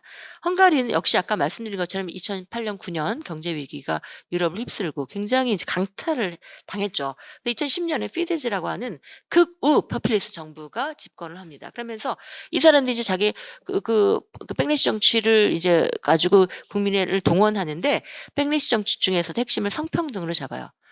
안티페미니즘으로 잡아야겠다. 그래 가지고 모든 법을 바꾸고 성인지 교육, 성평등에 대한 걸 우리는 이제 페미니즘을 공격하지 않습니까? 그 단어를. 제가 이걸 연구한 최근에 이제 학자하고 만났는데 자기들은 젠더 이데올로기란 말만 하면 "너 젠더 이데올로기를 뭐 지지해? 그럼 믿어?" 뭐 이러면 이제 완전히 막 이렇게 뿔난 사람처럼 보는 그런 이제 주운 글씨가 되고요. 그래서 여성 운동에 대해서 대놓고 노골적으로 적대적인 입장을 취하는데 이 나라들은 별 돈이 없고 여성 성평등 수준이 낮기 때문에 외부에 이제 많은 기금들이 있어요. 특히 노르웨이나 에서 어떤 기금들을 줘서 운동을 하기도 하고 연구를 하는데 정부가 나서서 해외에서 돈을 못 주게 막는 거예요. 자기네 예산은 삭감하는 건 말할 것도 없고 정부가 나서서 못 주게 하니까 이제 운동을 할 수가 없는 거죠.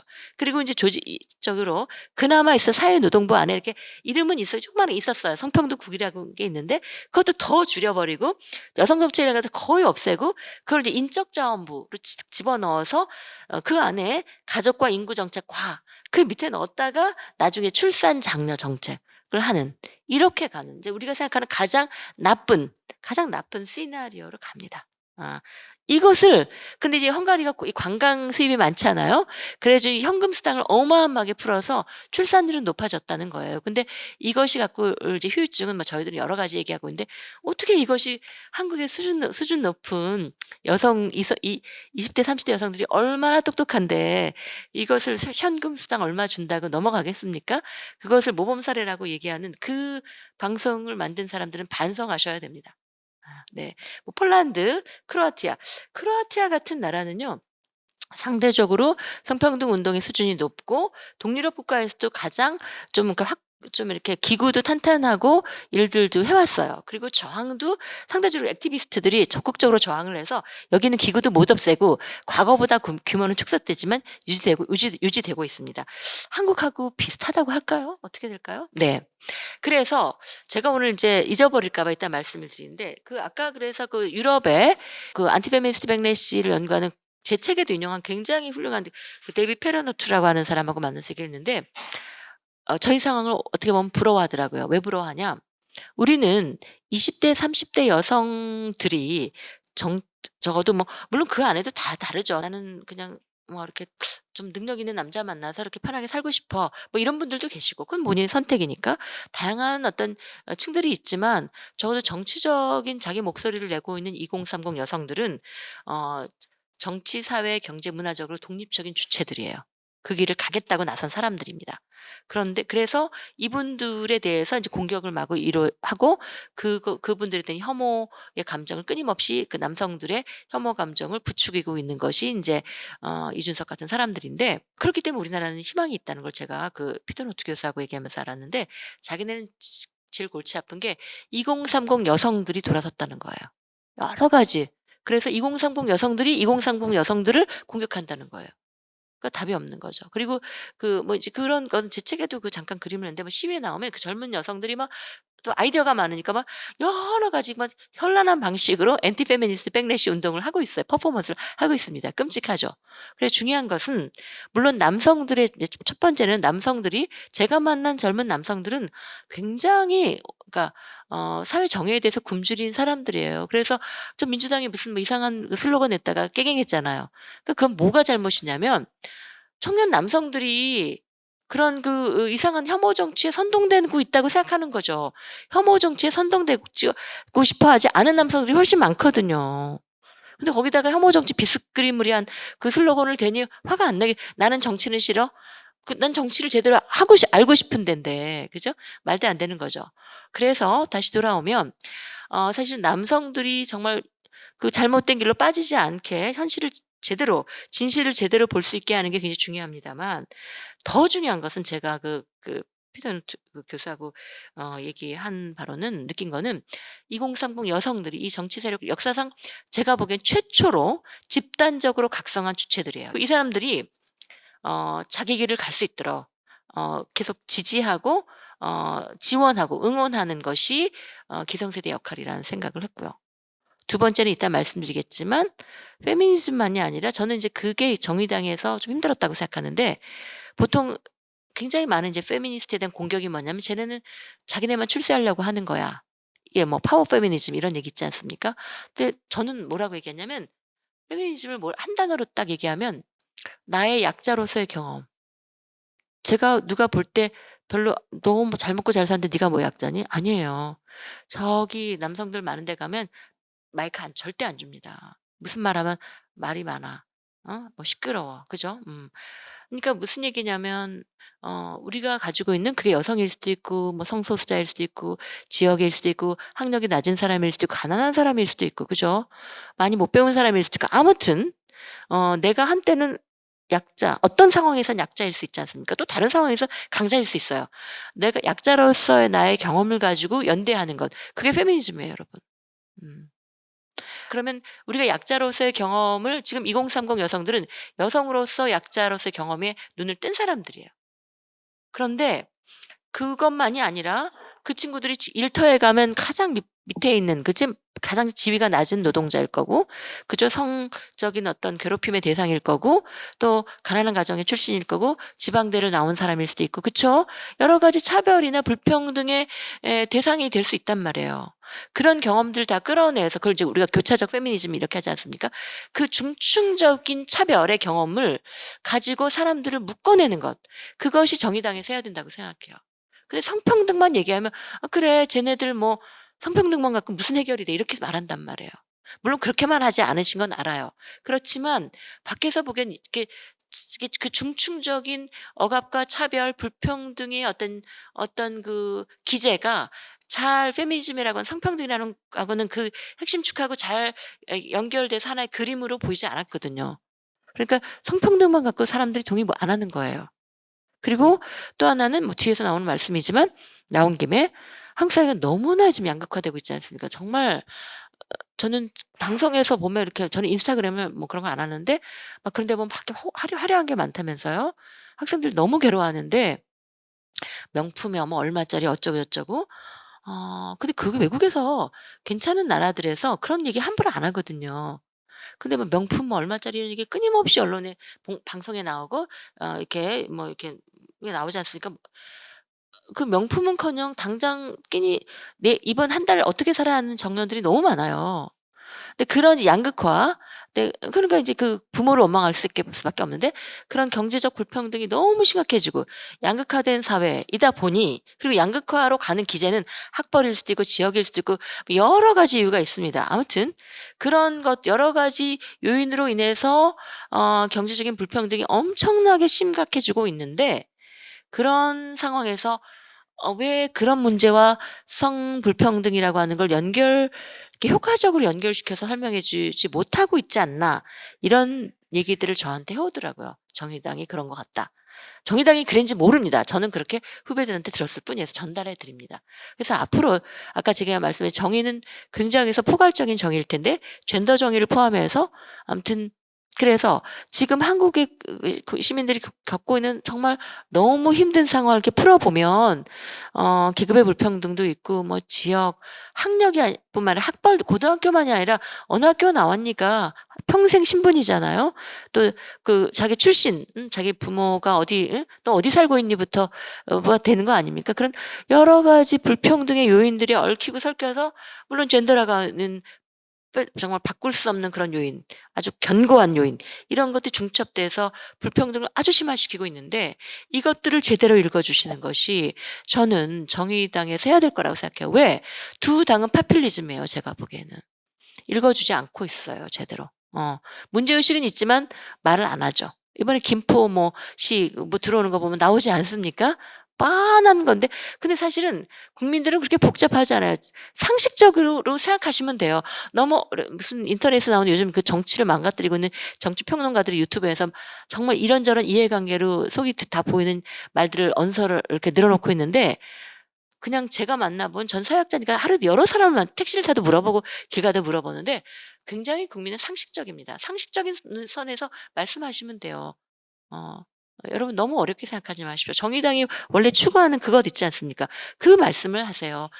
두려워하지 마십시오. 처음에 소수인 것 같지만 마음속으로 너무 지금 그 두 거대 정당이 너무 정의에 대해서 얘기하지 않기 때문에 사람들이 우리 민생이 중요하다? 이게 어느 당 건지 모르겠는 거예요. 근데 민생은 늘 깔려 있는 거예요. 근데 지금은 정의도 중요하잖아요. 그렇잖아요. 근데 왜 정의 중요하다는 얘기는 안 하냐고요. 그래서 저한테 그런 얘기를 하십니다. 그래서 이제 그런 말씀들을 해 주시면 좋겠다. 뭐 여성 혐오 이 부분 너무 잘 아시기 때문에 제가 넘어가고요. 그래서 인제 결국은 제가 이런 얘기를 하십니다. 또 어떤 또 약간 어떤 진보적인 연세 많으신 어떤 또 그 학자분이 이런 얘기를 하더라고요. 한국에서 인제 이대남들이 저렇게 안티 페미니스트 백래시의 주역이 된 건 사실은 그 친구들이 막 분노가 있었고 그 분노들이 쌓여서 이렇게 된 거지 그걸 정치인들의 선동이라고 꼭 볼 수 있나? 어떤 근거가 없이 그런 글을 쓰셨더라고요. 그래서 제가 '아 이분이 또 이렇게 일일이 설명을 해 드려야 되는구나.' 근데 그분이 그렇게 썼다는 건 그런 게 그렇게 생각하는 분들이 많지 않나요? 그러니까 자연스럽게 남성들의 분노가 결집됐고 이준석은 그것을 이렇게 물을 길어 올린 것이다라고 본단 말이에요. 근데 그렇지 않다는 거예요. 뭐냐? 제가 인제 여기서 몇 개만 비카인즈, 그러니까 그 우리나라 방송 그 신문 자료가 다 들어가 있는 거기서 돌려봤습니다. 소위 말해서 일베 그 여성 혐오 발언이 나오게 된 게 1999년 군복무자 가산점 제도가 헌재에서 위헌 판결을 받아서 인제 이렇게 사라지게 될 때 그때부터 분노가 나왔죠. 여러분들 이 즈음에서 또 한 가지 이 말씀 꼭 드리겠습니다. 제 책의 선문을 보신 분은 아실 텐데 지금도 군가산점 제도 어떻게 생각하시 이걸 설문지에 넣어요. 제가 뭐라 그러면 그렇게 넣는다면 자 지금 민주주의가 얼마나 엉망진창 아닙니까? 조선시대로 돌아가시는 건 어떻습니까? 봉건 시대로 가면 어때? 이런 질문 넣자고요. 독재는 어떻습니까? 무슨 얘기를 하고 싶냐면 군가산점제는 위헌 판결을 받아서 역사적으로 사라진 제도예요. 그걸 끊임없이 소환해서 이게 어떠냐고 끊임없이 소환하고 있어요. 굉장히 말이 안 되는 얘기죠. 그걸 누가 하는가? 물론 뭐 보수적인 사람들도 하지만 아까 말씀드린 EBS 같은 데서 그런 걸 해요. 청년들 앉혀 놓고. 그런데 그 위헌 판결을 나서 역사에 사라진 제도입니다. 그걸 왜 계속 붙들고 그렇게 내는 것입니까? 불러내는 것입니까? 그런 질문하시려면 자 조선 왕조 시대로 돌아가는 건 어떻습니까? 그 질문도 꼭 넣고 전두환 독재 시대 때 그죠? 뭐 삼저로 막 경제 성장 높았잖아요. 독재 시대로 돌아가는 건 어떻습니까? 그런 질문도 넣자고요. 그죠? 다 반민주적인 거예요. 다 반민주주의적인 것인데 왜 군 가산점제를 끊임없이 불러내는가? 이건 왜 그러냐면 그분들이 일부러 그런 건 아니고요. 그만큼 우리 사회가 남성 중심적이다. 성차별적인 사회다. 근데 모르고 살고 있을 뿐이에요. 그래서 제가 이 통계를 보면 1999년부터 이렇게 2021년까지 보면 여기 각 이렇게 하다가 만약에 이것이 자연스러운 남성들의 감정이 결집이 돼서 올라왔다면 이 곡선이 뭐 이렇게 약간 기복은 있다가 이렇게 자연스럽게 올라가요. 그렇죠? 20여 년 동안 자연스럽게 올라가는 거죠. 그게 아니에요. 2008년에 올라갔어요. 이명박 정부가 여가부 폐지한다고 할 때. 다 그래서 커뮤니티에서 난리치고 기사가 되고 다시 들어가요. 그러다 2013년에 뭐냐면 박근혜 정부 때 국방부에서 군 가산점제를 다시 끄집어냈어요. 이거 다시 제대로 하는 게 아니에요. 그래서 막 난리가 났습니다. 그러다가 2017, 18년에 여러분 아시죠? 뭐 그 하태경, 그죠? 엄마들 어쩌고 저쩌고 찬이 페미니스트 어쩌고 비판한 노래 이런 거예요. 들어가다가 2021년. 이때는 언제냐면 2021년 7월부터 그 1년 전, 그 최근 1년 전인데 만약에 정말 청년들의 자연스러운 분노가 결집이 된 거라면 이렇게 가야죠. 이렇게 가죠. 어떤 감정이 갑자기 튀어나옵니까? 이 튀어나온 시점은 2021년 4월에 그 서울시장 보궐선거. 그죠? 그러다 5월, 6월, 갔다 2021년 7월이 이때가 언제냐면 가장 폭발한 기점인데요. 유승민 씨가 국민의힘 대통령 후보 내부 경선에서 여성가족부 폐지를 1호 공약으로 제시했어요. 이때 폭발적으로 늘어났습니다. 이거는 이때 제일 언론에 많이 되고 인터넷 커뮤니티에서 엄청나게 많이 됐죠.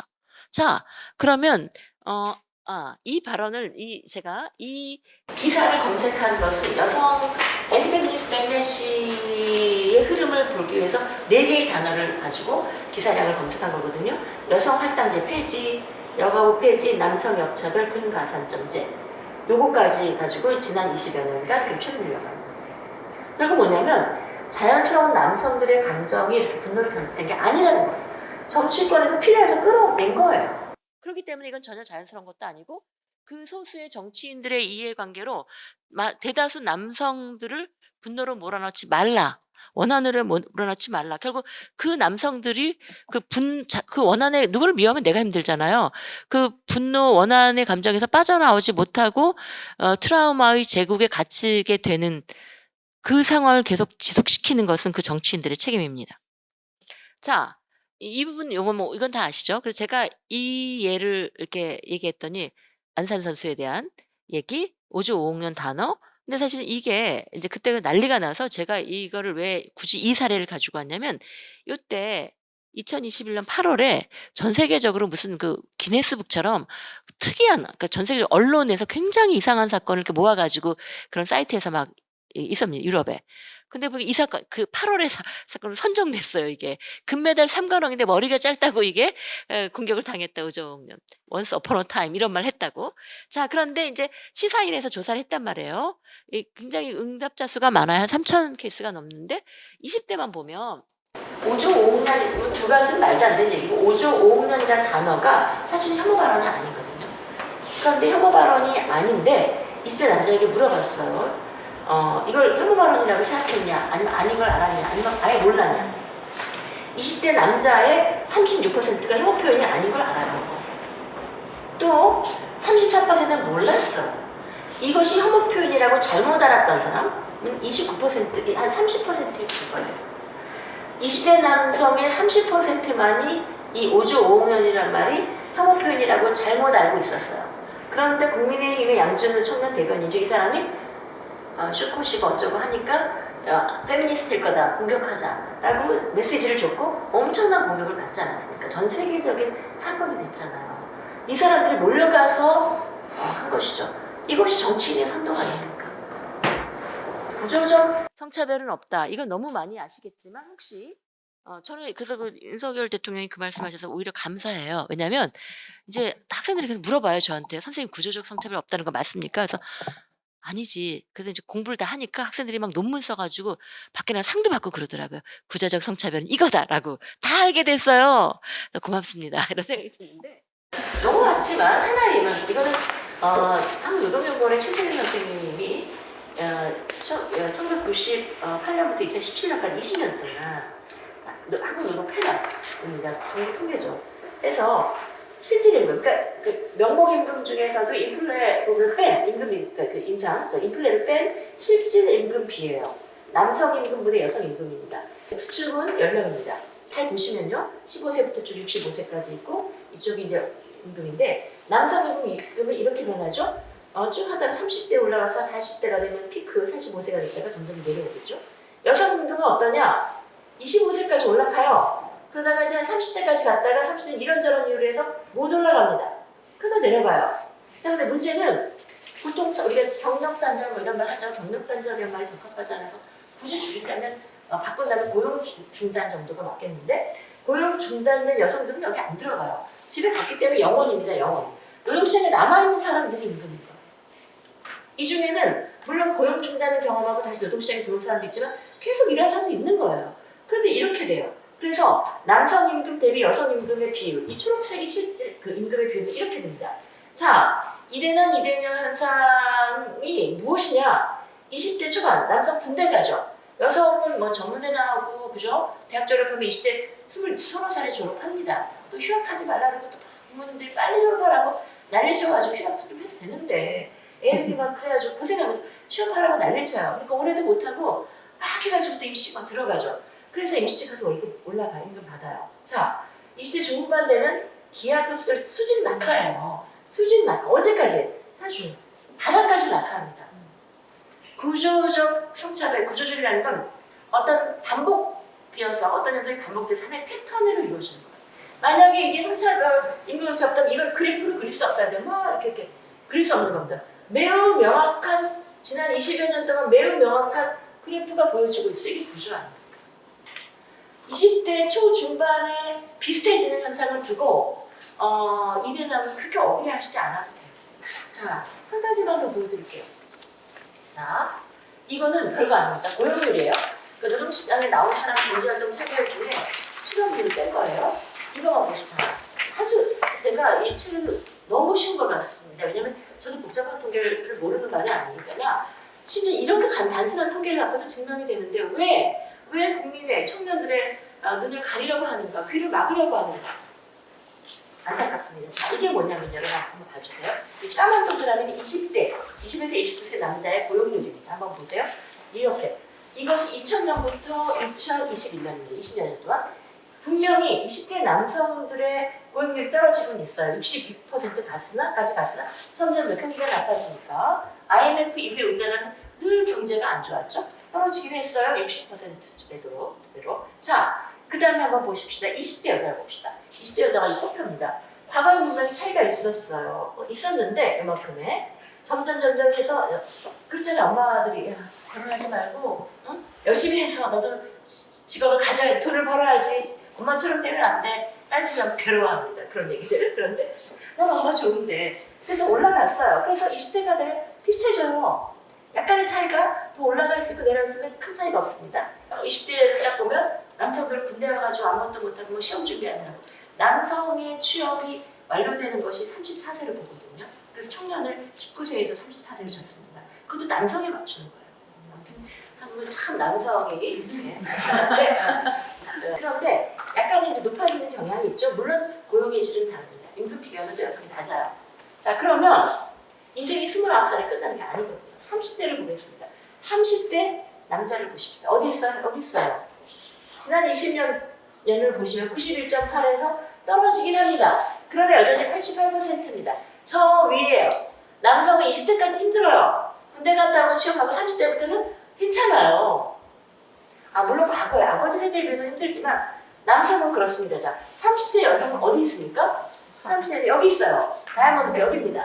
가장 낮았고 약간의 차이는 있으나 별 차이가 없이 20대 남성하고 비슷해요. 20대 남성, 20대 여성 59에서 60% 이 사이부터 몰려 있습니다. 60%는 있습니다. 88%에서 60을 빼면 얼마예요? 28% 정도 차이가 납니다. 30대 여성 여기 몰려 있어요. 자, 여성과 남성이 20대는 왔다 갔다 하지만 비슷하지만 30이 딱 되면 통계적인 겁니다. 2021년에도 그래요. 되면 여성은 여러 가지 이유로 인해서 노동시장이 바닥으로 떨어져 가고 남성은 계속 유지가 되는 거죠. 여기서 왜 화를 내야 되는 거예요? 화를 내야 되면 여성들이에요. 나 공부하려고 나도 죽어라 학원 다니고 고생했는데 왜 내가 30살부터는 저런 그래프를 봐야 되는가?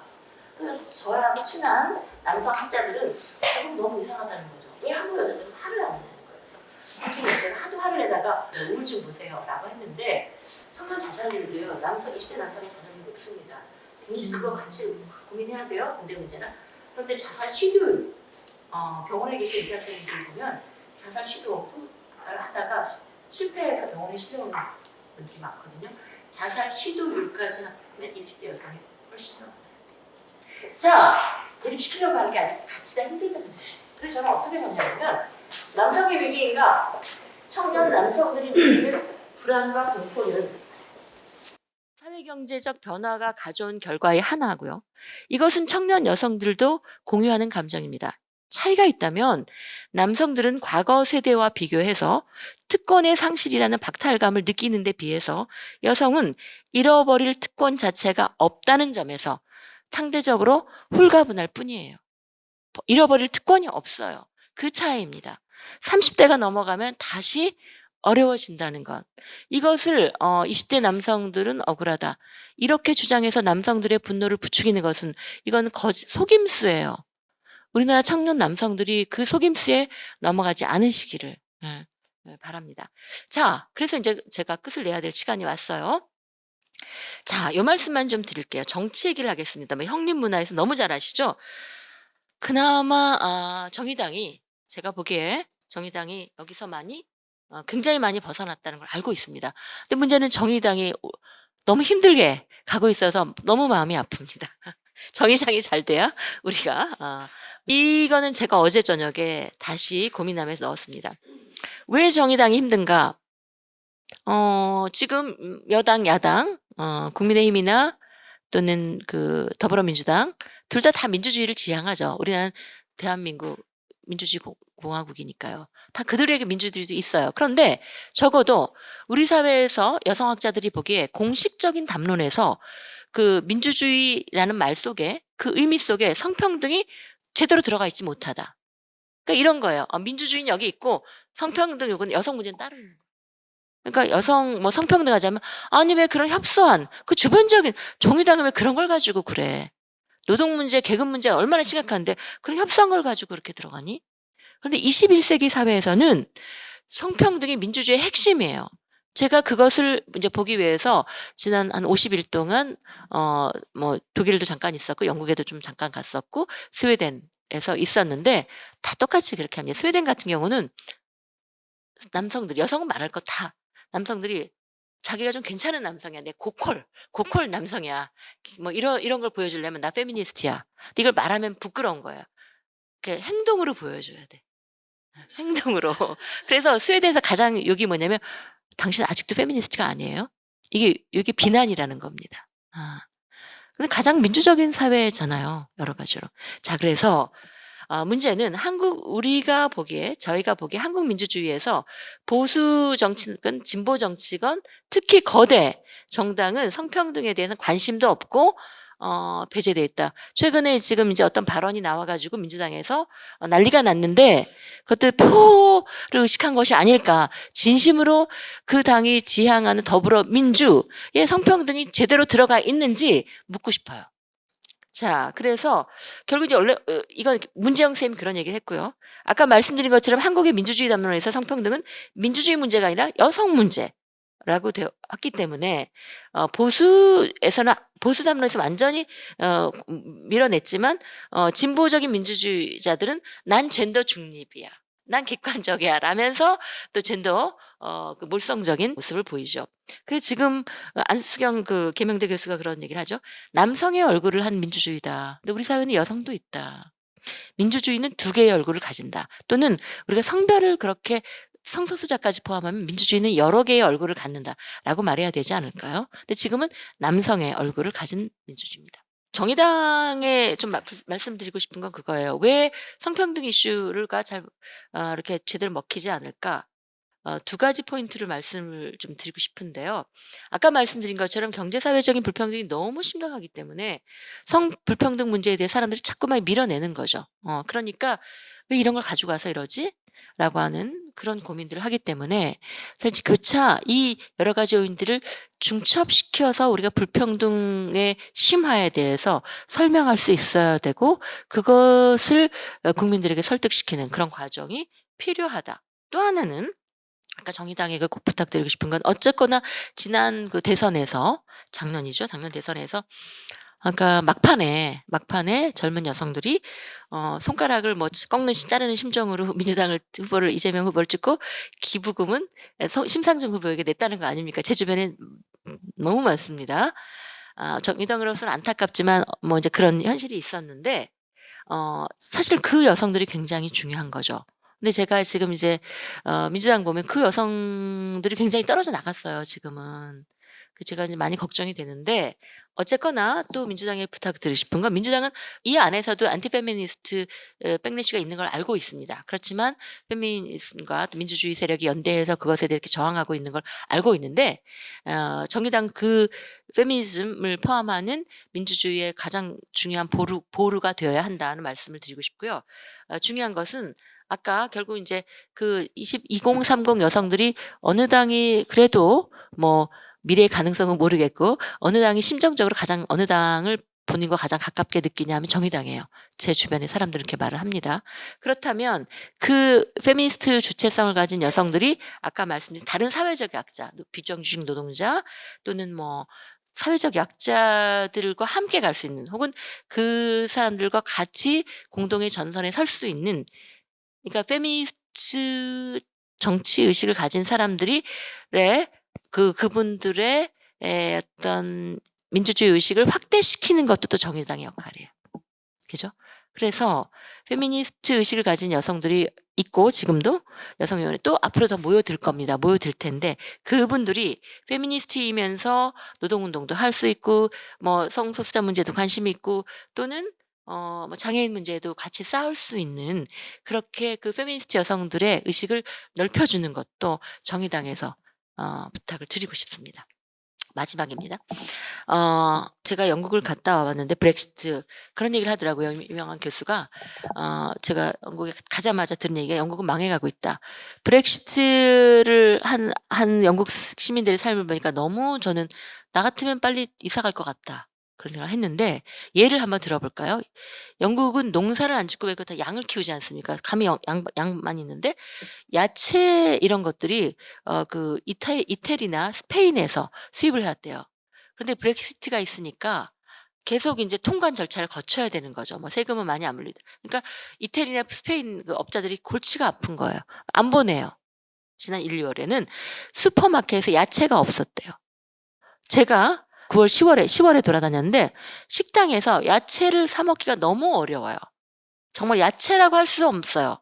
비싼 돈을 내고 아주 비싼 돈을 내고 먹어봤는데 당근을 이렇게 썰어서 채를 써서 요만큼 나오고 저는 안 먹는 그런 집에서 같으면 시금치도 단다고 버릴 것 같은 거. 그렇게 말라 비틀어진 시금치만큼. 이게 어마어마한 값을 주고 제가 먹어봤습니다. 그래서 슈퍼마켓은 별게 없어요, 먹을 게. 그런데 아까 말씀드린 민주주의를 어쨌건 그걸 지키고 있는, 물론 거기도 중도 우파가 잡아서 굉장히 고생을 하고 있긴 합니다. 스웨덴 같은 나라는 너무너무 풍요로워요. 그러니까 국민들이 살기가 편한 거예요. 민생 말씀하셨죠. 민주주의가 민생이에요. 그래서 영국은 정말 제가 이 나라는 그리고 외국인 노동자를 못 들어오게 하니까 여러 가지가 굉장히 어려운 상황에 있었습니다. 거리도 너무너무 지저분해서 저는 정말 걸어 다니기가 싫었어요. 한국에 오는 순간 '아 너무 좋아.' 막 이런 생각을 했었습니다. 그래서 이게 저 얘기만은 아니고요. 제 얘기만은 많은 분들이 그런 얘기하시고, 그래서 결국은 이 신자유주의에 이렇게 해서 가면 갈수록 우리는 힘들어질 거다. 여기서 이제 누군가 속죄양을 만들고 이런 정치에서 벗어나야 한다. 그래서 아무튼 뭐 이렇게 됐고요. 그래서 여러분 이제 결국은 뭐냐면 진보 정당은 어떻게 가야 되는가? 페미니즘에 대한 공격, 안티 페미니스트 백래시는 아까 말씀드린 것처럼 안티 페미니즘만은 아니고 사회 진보, 민주주의 전반에 대한 공격과 같이 온다. 그리고 거기에 그 안에는 굉장한 그 감정의 증오의 정치가 핵심이다. 저는 이준석 씨가 특별한 어떤 무슨 미래의 비전을 제시했나요? 이 사람도 싫어, 저 사람도 싫어, 다 누구누구 까면서 자기 입지를 구축해 가는 사람인 것 같은데 별로 자세히 보진 않습니다. 그런데 아무튼 그럴 때 증오 정치를 핵심, 정치는 희망을 줘야 되잖아요. 더불어민주당에서 그 현수막 뭐 뭔 정치는 싫고 어쩌고 희망을 주지 않기 때문에 젊은이들한테 공격을 당한 거예요. 어 비판을 받은 겁니다. 정의당은 희망을 주셔야 돼요. 정치는 희망을 줘야죠. 근데 지금은 증오의 정치를 계속해서 부추기고 있는 시대입니다. 그래서 그 증오 정치 핵심에 엔티페미니스트 백래시가 있고, 그 여러 장애인이나 성소수자나 수많은 사람들에 대한 그 백래시가 있습니다. 엔티페미니스트 백래시에 대해서 저항하는 그 토대가 다른 백래시에 대한 토대가 될 수 있고, 그것을 확대해 나갈 수 있고, 그 주체들이 그 깃발 아래 같이 모일 수가 있는 것이죠. 그래서 다시 말씀드리면 이 증오 정치와의 단절을 정의당에서 그 단절의 시점을 만들어 주시기를, 뭐 녹색당하고 같이 하신다는 거 그건 저는 뭐 잘은 모르겠으나 굉장히 반갑게 느꼈고요. 뭐 이것이 노동자 계급으로만 갈지 더 대중 정당으로 갈지는 내부적인 토론이 필요할 텐데, 그렇다고 해서 정의당이 지금까지 유지해 오신 그 사회 정의에 대한 불평등에 대한 문제 의식을 버리면서 '나는 훌러덩 절로 갈 거야.' 이건 아닌 것 같다. 저는 그런 생각을 합니다. 왜냐하면 그런 제대로 된 민주주의와 제대로 된 어떤 문제의식, 그 사회 정의에 대한 정말 깊은, 그 페미니스트는 더 깊은 민주주의라고 하거든요. 딥 디모크라시를 주장하지는 그룹이 없기 때문에 정의당에 저는 그걸 요구할 수밖에 없다고 생각해요. 그래서 결국 이제 마지막으로 가면 선생님들 아마 이제 노동운동하고 같이 만지 결합을 하셨을 텐데, 사실 페미니즘 하는 건 뭐 성평등이지만 성평등은 그냥 하나의 기표예요. 성평등 글자지 무엇이 성평등이라는 걸 채워가야 되는 거죠. 그런데 여성 노동자, 뭐 여성 노동자라는 말이 우리는 익숙하지만 일반 대중들이 익숙하지 않다면, 일하는 여성, 뭐 자기 직책이 무엇이건 일터가 어디건 일하는 여성들에게 페미니즘은 무엇입니까? 일하는 여성들을 위한 페미니즘은 무엇인가요? 정의당은 그냥 성평등이 아니라 일하는 여성들을 위한 페미니즘에 대해서, 거기는 아이를 키우는 엄마도 있고 비혼 싱글이어서 계속 육아휴직 대체자 그런 분들도 계실 거고, 젊은 여성들이 그 성희롱을 당하면서도 쉽게 싸우지 못하는 여성들도 있을 거고, 뭐 여러 가지가 있겠죠. 그죠? 그 일하는 여성들의 페미니즘에 대해서 정의당이 얘기해 주신다면 우리가 갖고 있는 그 추상적인 성평등을 넘어서서 훨씬 더 깊게 들어갈 수 있지 않을까. 또 일반 그것을 전체 확대해서 뭐 일반 시민들이 갖고 있는, 분리되는 건 아닙니다만 일반 시민들에게 성평등이라는 게 뭘까? 페미니즘이 뭘까? 그냥 성평등 이러면 사람들 잘 몰라요. 구체적인 어 언어를 주셔야 합니다. 성평등 사회로 이런 말 가지 마시고 그냥 그 성평등의 내용을 찝어서 주셔야 합니다. 그렇다면 사람들의 마음을, 그러니까 참정권 운동이 성공하게 여성에게도 한 표를, 이거는 이렇게 가야 성공하는 거 아니겠습니까? 그래서 그렇게 가려면 선생님들께서 더 많이 고민하셔야 한다. 그리고 정당 정치에서 페미니즘은 어떻게 구축돼야 되나. 오늘 제가 가져오진 않았는데요, 시간이 없기 때문에. 제가 요즘에 외부에 이제 강의를 하고 있는, 나중에 아마 다른 또 시간이 되면 말씀드릴 텐데, 지금 21 세기 이제 사회과학계에서 가장 영향력이 있는 학자 중에 한 명이 도나 해러웨이라고 하는 이제 미국의 학자인데, 이분은 생물학자이면서 페미니스트예요. 그리고 사회과학을 하고, 그리고 철학을 하고, 그래서 이제 페미니즘의 지평을 완전히 넓힌, 그리고 과학기술 한 분이어서, 이분이 에코 페미니즘하고 이제 같이 연결해서 완전히 페미니즘의 그 지평을 넓히고, 소위 인류세, 인류가 시작했기 때문에 인류에 의해서, 인류로 인해서 인류 때문에 종말을 맞을 수밖에 없다는 게 인류세 아닙니까? 파국이 우리 때문이라는 거죠. 산업혁명으로 인한 지금 그 인류세를 어떻게 극복해 나갈 것인가. 그것을 페미니스트의 언어로, 연대의 어떤 의미로 이렇게 얘기하고 있는데, 이분이 전 세계 사회과학자 중에 뭐 정말 뭐 한두 명에 들어가죠. 지금 그 정도로 전 세계적으로는 페미니즘의 영향력이 어마어마하다는 겁니다. 한국에서만 우리가 이렇게 있는데, 아마 정의당에서 인제 그 녹색당하고 연대하고 하시면, 그래서 내년에 저희가 뭐 "해로웨이 한번 초대해 보자." 막 이런 얘기를 했는데, 아무튼 그 매우 또 그 동양적인 사고를 가지고 계신 분이고 해서, 정의당이 그런 의미에서 좀 자신감을 가지고 그것을 정치적인 언어로, 또 정말 민중의 언어로 그렇게 이렇게 다시 구현해 주셨으면 좋겠습니다.